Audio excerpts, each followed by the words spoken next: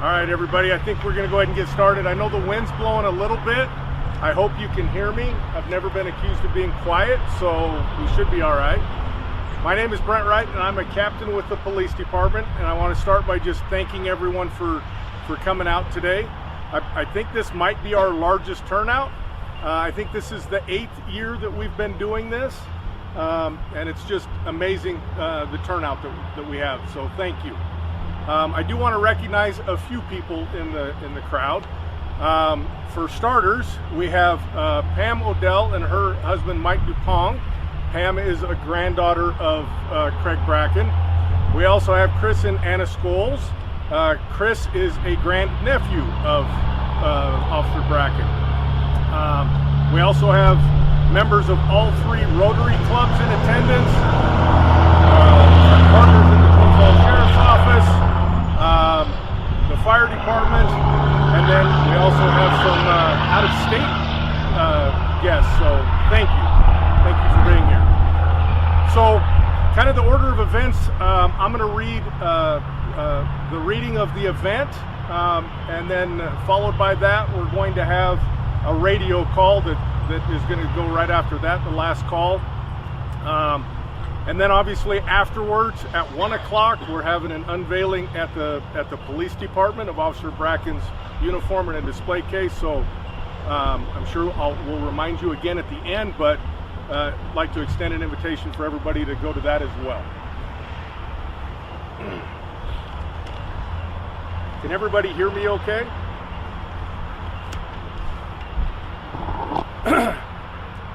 So in the early morning hours of May 7th, 1939, Twin Falls police officers Craig Bracken and Kenneth Barclay were working overlapping shifts.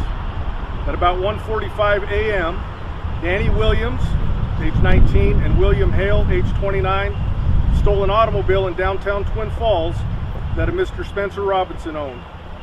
The two men had met while serving together in the Idaho State Penitentiary, and despite their young age, they were both considered hardened felons.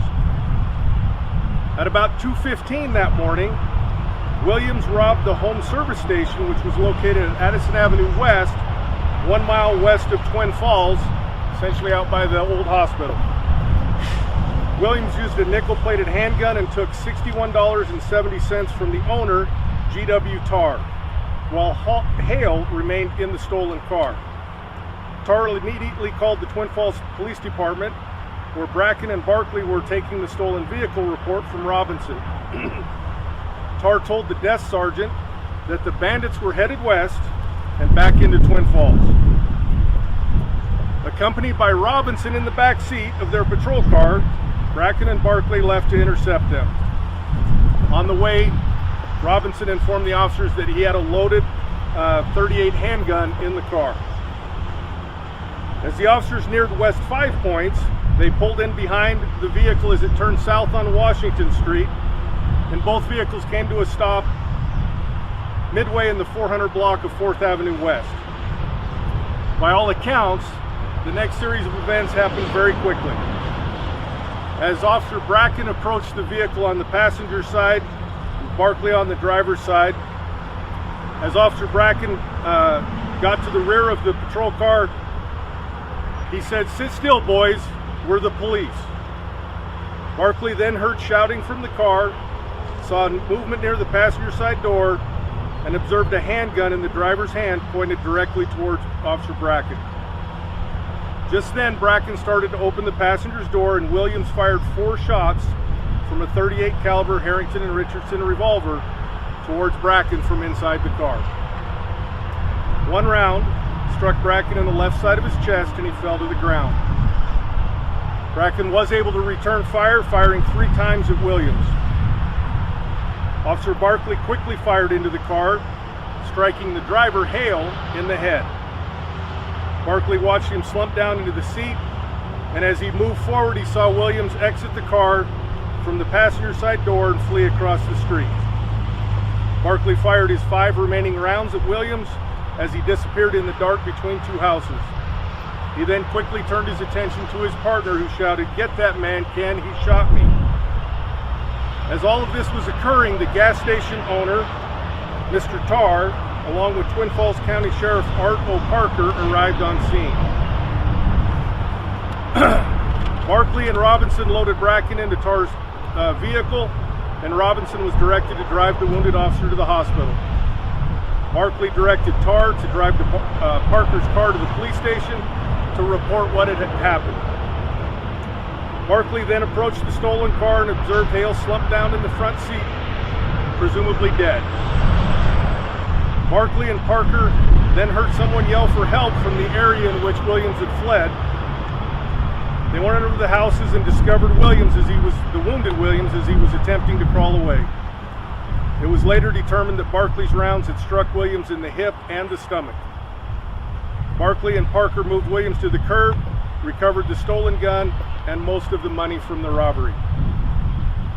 Barkley then returned to the stolen car, only to discover that Hale was now missing.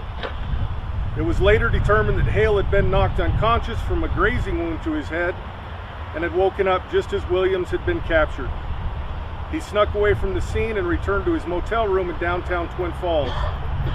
However, based on a description provided by Barkley, Hale was captured the very next day by TFPD officer Bob Winterholer while he was attempting to hitchhike out of the area with a bandaged head. Officer Bracken fought to stay alive for several hours, but finally succumbed to his wounds and died on May 8, 1939. Officer Bracken had been with the Twin Falls Police Department for 3 years before his death, and previously served in the Army during World War I. He left behind a wife and 3 small children.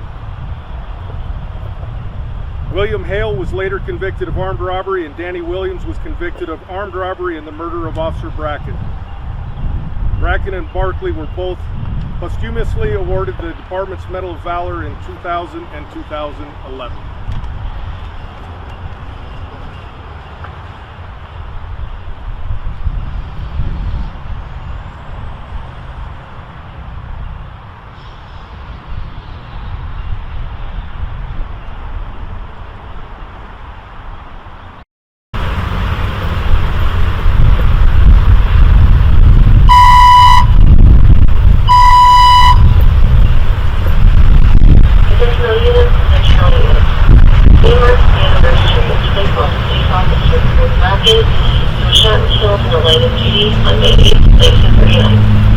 The courage and heroism exhibited by Officer Bracken that fateful night while serving and protecting the citizens of this great community is a testament to the dedication of the hard work and teamwork TFPD batch.